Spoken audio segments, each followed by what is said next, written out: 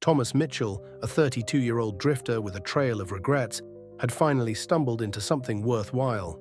He'd sunk his last $600 into 300 acres of Arizona cattle land, bought sight unseen from a shady seller in Kansas City who was too desperate to ask about Thomas's checkered past. The desert wind howled as he urged his horse toward what he hoped would be a clean slate. His saddlebags carried all he owned, a deed, a few coins, and a lifetime's worth of guilt heavier than a loaded stagecoach. Behind him lay a wreckage of failed schemes, broken trust, and a scandal with his brother's wife that had burned every bridge in Missouri. All he wanted was a quiet corner of the world where his name meant nothing, where he could raise cattle, build a shack, and prove he wasn't a complete failure. As the sun dipped toward the jagged western peaks, Thomas spotted smoke curling upward from his land. Steady, deliberate, the kind from a fire tended with care. His horse snorted, ears twitching, and Thomas's gut twisted. Squatters, maybe, or worse. Cresting the final ridge, he froze. Below stretched a thriving ranch, far beyond his modest dreams. A solid adobe house with a red-tiled roof stood proudly beside a sturdy barn. A corral held 50 sleek cattle, and a garden burst with the green promise of corn and beans. 3 women moved through the scene with the quiet confidence of those who belonged. Their traditional Apache attire and purposeful strides marked them as the heart of this place, a world they'd carved out themselves. Young, capable, and unaware of the stranger clutching their land's deed, the women didn't notice Thomas at first. His instincts warred. Ride away, check his revolver, or, strangely, wonder how long they'd been here and where they'd go if he claimed what was legally his. He nudged his horse forward, descending slowly, hands raised, hat tilted to show his face. The tallest woman, mid-20s, with sharp eyes and silver bracelets glinting in the sun, spotted him first. She murmured something to the others, and suddenly all 3 faced him, alert but unshaken. "Afternoon," Thomas called from 20 yards out. "I'm looking for the owner of this spread." "You're looking at her," the tall woman answered, her English crisp and unwavering. "I'm Nahona. This is my land." Thomas dismounted with deliberate care, keeping his movements slow. "There's been a mix-up. I've got a deed here, says I bought this place from James Whitmore in Kansas City." The women exchanged glances, a silent conversation heavy with meaning.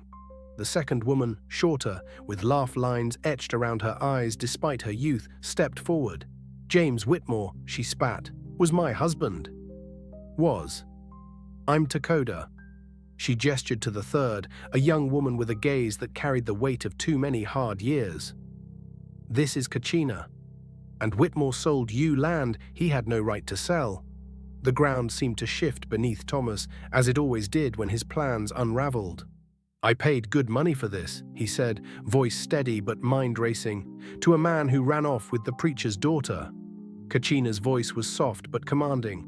"He abandoned us, took everything he could carry, and sold what he couldn't, including this ranch, which I built with my own hands while he drank and gambled in town."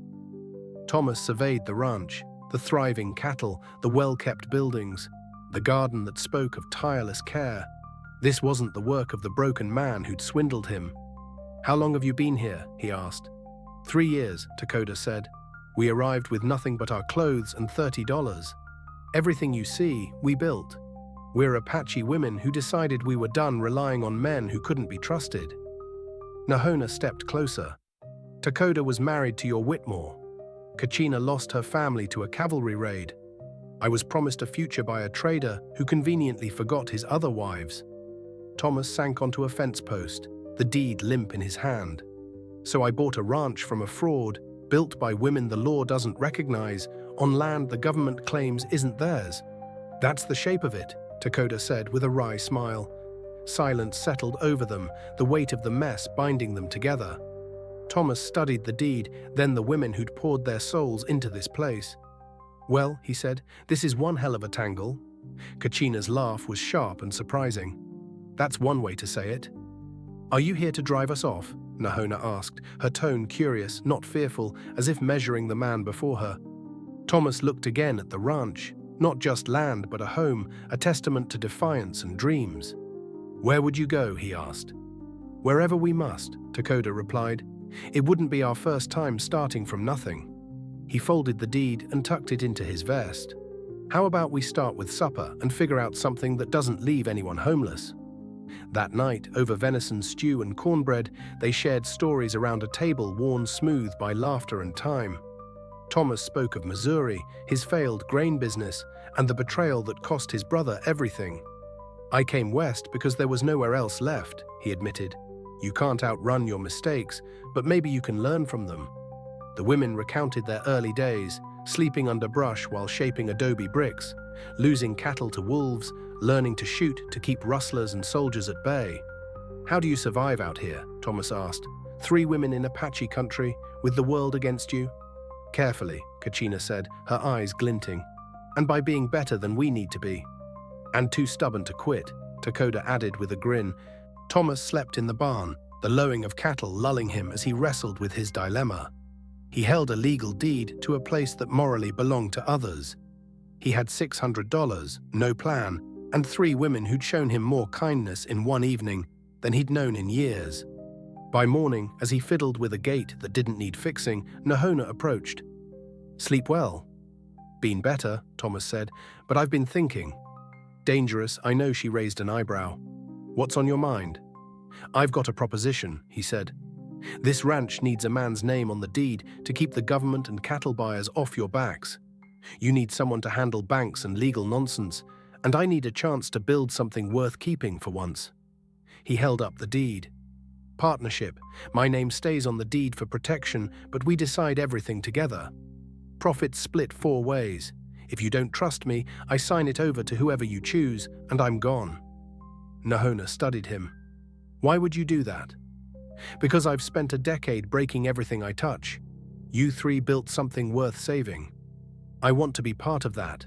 She called to the others, and a rapid discussion in Apache followed, punctuated by glances his way. Finally, Takoda spoke. "We want the truth about your mistakes, not the polished version." So Thomas laid it bare. The grain deal that ruined his brother's farm, the woman he loved who chose another because he couldn't keep a promise, the debts and drinking that marked him as a man who destroyed what he cared for. "Now," he finished, "I want to be the kind of man who builds instead of breaks." The women shared a look. Nahona extended her hand. "Partners. But we do this our way, Apache way. The law can call you owner, but this land is ours together, or it's nothing." "Agreed," Thomas said, shaking her hand. Takoda's smile was warm, but edged with warning. "You're not just working here, you're staying. Living with us, eating with us, being family. If we're trusting you with our home, we need to know who you are." Thomas looked at them, offering him a chance he'd never dared hope for. "I'd be honored," he said. The first year was cautious, a dance of trust. Thomas proved his worth mending fences, breaking horses, and driving cattle to market, where his name ensured fair deals. The women saw his effort, and he learned their strengths. Nahona's strategic mind, always planning ahead.